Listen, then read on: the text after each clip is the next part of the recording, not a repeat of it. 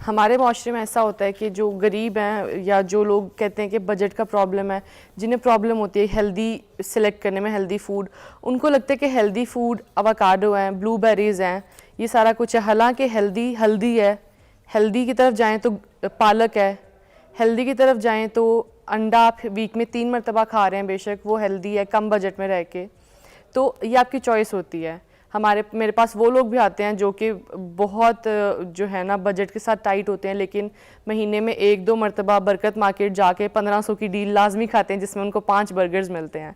तो वही 1500 के अगर वो नट्स ले लें, वो एक वीक उनके नट्स सुकून से निकल जाएं। तो ये चॉइस पे बहुत डिपेंड करता है। बड़ी आपकी बात सही है अल्लाह बख्शे। मेरी अम्मी कहती थी कि कुछ भी हो, जो अंडा और दूध है वो बच्चों को भी और बड़ों को भी रोज़ रात को खाना चाहिए। आज भी मेरी अगर अम्मी जिंदा होती तो मुझे ये कहती 2 अंडे उबालो खाओ, उसके साथ 1 गिलास दूध पियो गरम और सो जाओ। बिल्कुल ऐसा है ना कि हम जो हैं समझते हैं कि नहीं ये चीज़ें 25 रुपये का एक अंडा आता है, हफ्ते में 3 से 4 मरतबा खाएं तो आपका 65 या 100 रुपया खर्च होगा, ठीक है।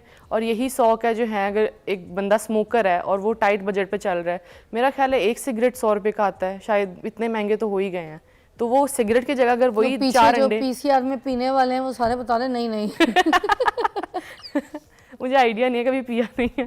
तो ये है कि ये आपकी चॉइसेस पे डिपेंड करता है। आप अगर पालक ले रहे हैं, आप नट्स खा रहे हैं, ये थोड़ा सा बजट जो है ना ऊपर नीचे आप करके। और सबसे पहले ग्रॉसरी बहुत इंपॉर्टेंट है। अगर आपको भूख लगी है, भूखे हैं, तो कभी ग्रॉसरी करने ना जाएं।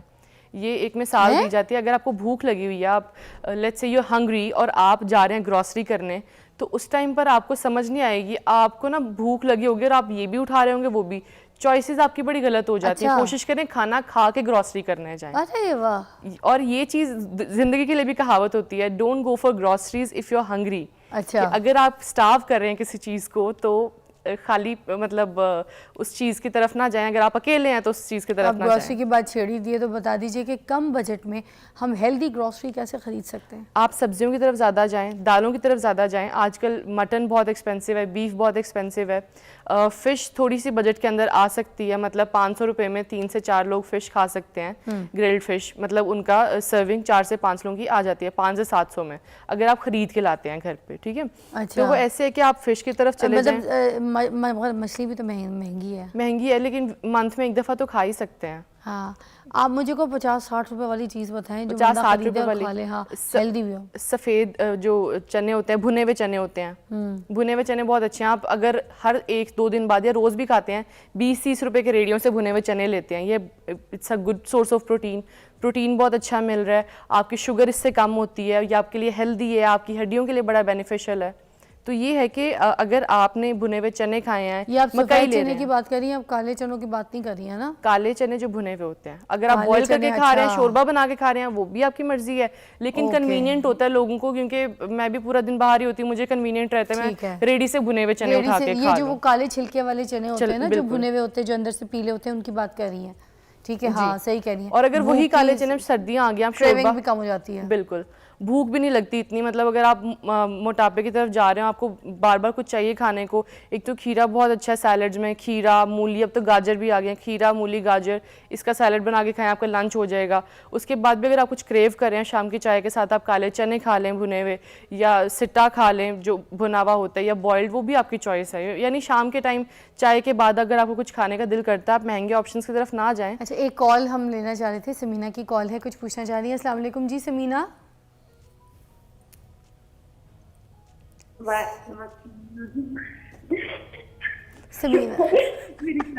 समीना, अब मुझे लगता है खुद ही को जोक सुना के खुद ही हासा निकल गया। क्या हो गया, हंस क्यों नहीं है? अल्लाह खैर करे।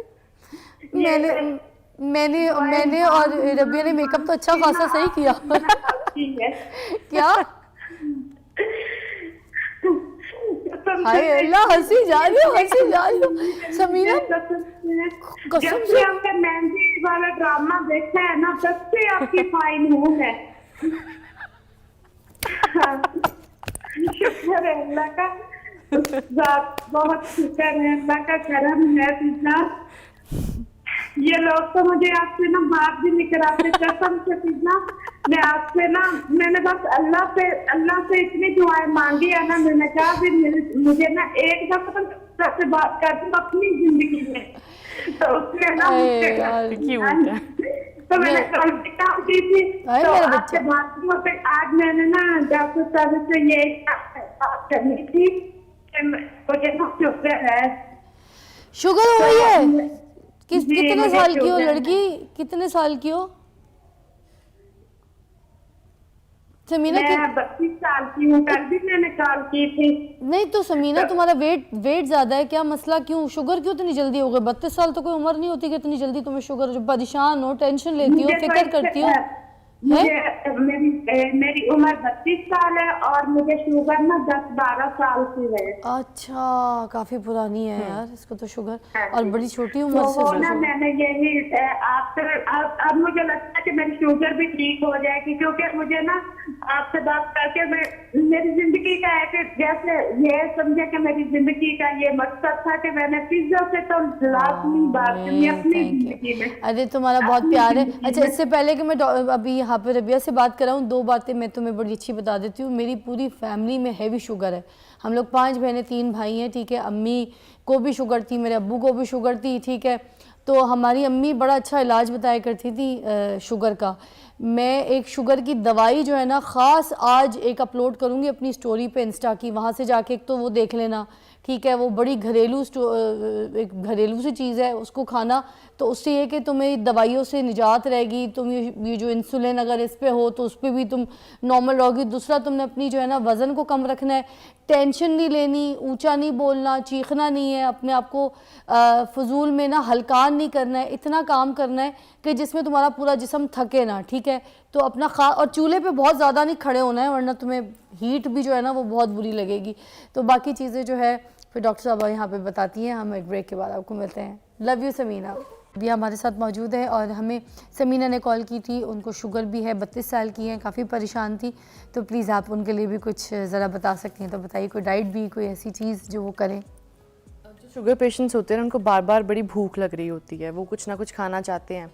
उनको हम यही रेकमेंड करते हैं कि अपना जो है मिकदार खाने की कम कर दें और टाइम ज़्यादा, मतलब थोड़े थोड़े टाइम बाद खाना शुरू कर दें। उसे कहते हैं फ्रीक्वेंसी ज़्यादा करना। अच्छा। नाश्ता अगर आपने 9 बजे किया है, 11 बजे आप स्नैक्स लें, 2 बजे आप लंच करें, फिर 5 बजे स्नैक्स लें और 7-8 बजे डिनर कर लें। ठीक है। अब जो कहते हैं कि कार्बोहाइड्रेट्स और रोटी, तो वो होता है आपकी शुगर पे कि डायबिटीज़ आपको कितने अरसे से है, ठीक है, और कितनी सिवियर है और किस तरह से आपकी बॉडी को अफेक्ट कर रही है। बॉडी टू बॉडी वेरी करता है, लेकिन एक जो कॉमन चीज़ है, जो कॉमन प्रैक्टिस है, जो आम लोगों को बताती हूँ वो मैं बता देती हूँ कि बाजरे की रोटी बड़ी बेनिफिशियल है। इसका जो है ग्लाइसीमिक लोड कम होता है, जिसकी वजह से आपकी फ़ौरन शुगर हाई नहीं होती। तो बाजरे की रोटी कोशिश करें। अगर आप अनाज की रोटी नहीं लेना चाह रहे, होल ग्रेन वीट भी ठीक है, और अगर आप होल ग्रेन वीट 80% हो और 20% बाजरा हो तो भी ठीक है। लेकिन अगर आप बिल्कुल कार्बोहाइड्रेट्स, मतलब चपाती पे नहीं रहना चाह रहे, आटे पे जो चक्की का है, तो उसकी जगह आप बाजरे की रोटी ले सकते हैं। उसके अलावा एक नुस्खा है कि जो करेला है, करेले को ड्राई करके उसका पाउडर बना के आप रोज़ 1 चाय का चम्मच लें। वो आप इसी तरह कर लें या पानी में डाल के पी लें, आपकी अपनी मर्जी है। किस तरीके से ड्राई करना, पूरा तरीका बता दें ताकि वो समीना की भी कॉल थी, बाकियों की भी रहनुमाई हो जाए। ठीक है। करेलों को ना आपने काट के 5 से 8 दिन के लिए ना धूप में ड्राई करना। अगर सर्दियाँ हैं तो 15-20 दिन भी लग सकते हैं, क्योंकि धूप बड़ी ठीक कम है। होती उसके है। छिलके को खुरचना नहीं है, खुरचना नहीं है उसको, बस काट के ना छोटे छोटे स्लाइस करने हैं ताकि वो ओके। ब्लेंड इजीली हो जाए। अच्छा। और ड्राई भी हो जाए, अंदर जो नमी है वो सारी की सारी निकल जाए। ठीक है। और सफाई का बहुत ख्याल रखना है। अच्छा। उसके बाद जो है उसको ड्राई कर लेना, और ड्राई करने के बाद उसका पाउडर बना के घर में ही बनाना है, कोशिश करें। वो आपने रोज़ 1 चाय का चम्मच लाजमी लेना है, सूखा या पानी के साथ, वो आपकी मर्जी है। फक्की की तरह ले सकते फक्की की तरह ले सकते हैं। ज़बरदस्त। और ये शुगर को जो है कंट्रोल बैलेंस भी करेगा, कंट्रोल करेगा। ये ठीक है। बड़ा आम मतलब आम टोटका है, काफ़ी कॉमन प्रैक्टिस है लोगों की, लेकिन इतने लोगों को नहीं पता होता जो शुगर के साथ डील कर रहे होते हैं। करेले वैसे भी अगर आप सब्ज़ी के तौर पे खाते हैं तो बहुत अच्छा है, आप हफ्ते में 1 दफ़ा करेले लाजमी खाएं। हरी सब्जियां बहुत अच्छी हैं, आपको कैल्शियम मिलता है, मिनरल्स मिलते हैं। उसके अलावा अगर आप वेजिटेबल्स खा रहे हैं, कैप्सिकम है, उसके खीरा है और बाकी चीज़ें हैं, वो अगर आप खाते हैं स्नैक्स में तो वो भी बड़ी अच्छी हैं।